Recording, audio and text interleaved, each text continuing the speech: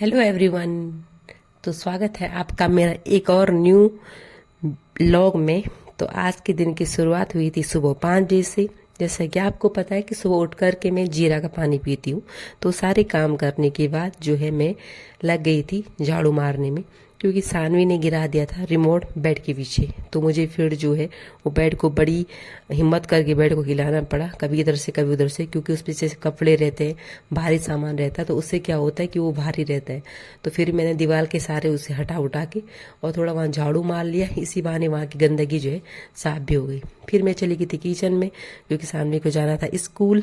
तो मैं बनाने लग गई थी वहाँ पे आज पत्ता गोभी।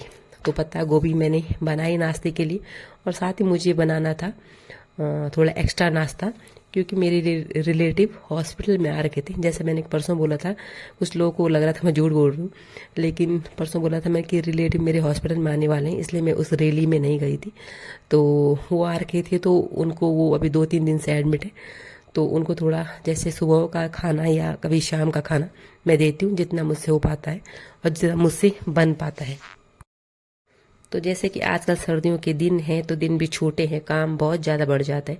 और साथ ही मुझे जाना पड़ता है दुकान, चाहे मैं 1 घंटे के लिए जाऊँ चाहे 2 घंटे के लिए जाऊँ, तो दुकान जाना पड़ता है। तो उसके लिए जो है काम जल्दी जल्दी करने होते हैं, और फिर जो है दुकान जाना पड़ता है। तो इधर उधर भाग दौड़ में मतलब आदमी थक जाता, चाहे कितने भी कोशिश कर ले। तो सुबह उठ के क्राफ्ट काम किए थे, और उसके बाद मुझे बनाना था खाना, क्योंकि सानवी को जल्दी तैयार भी करना है। तो आप में से बहुत सारी हाउस वाइफ होंगी जिनको कोई लग ही रहा होगा आजकल कि दिन बहुत सारे छोटे हो रहे हैं, और मतलब कब 10 बज रही है और 10 का 1 कब बज रहा है पता ही नहीं चल रहा है। तो सर्दियों के दिन होते ही ऐसे हैं।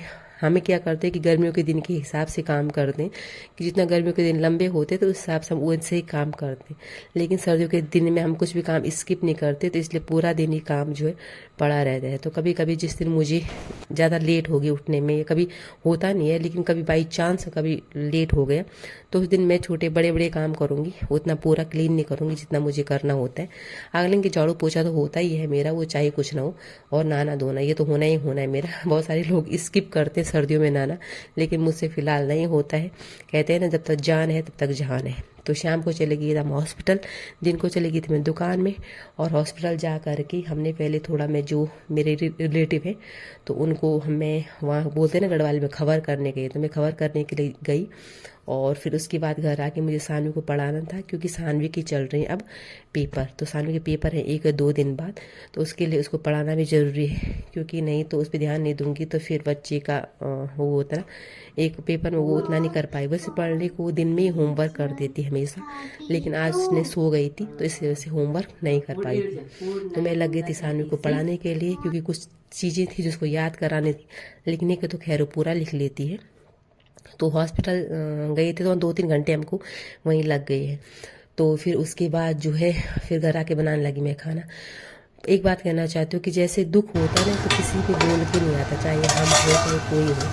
तो जैसे बहुत सारे लोग आते हैं फ्रेंड्स में, क्योंकि हम यहाँ रहते हैं, तो उस वजह से लोग हमें हमें ही पहले कॉल करते हैं कि आप मतलब कि आप ही वो करेंगे, सानवी के पापा को ही कॉल करेंगे। तो उनको कॉल किया, और फिर उन्होंने उनको भर्ती करवाया जो भी करवाना था। तो वो तो होता ही है, इंसान का फर्ज होता है। मैं तो ये कहती हूँ कि भगवान उसी को इतना लायक बनाता है जो कुछ कर मतलब जो किसी की औरों की मदद करने लायक होता है। तो ये सब भी भगवान की देन है जो भी है।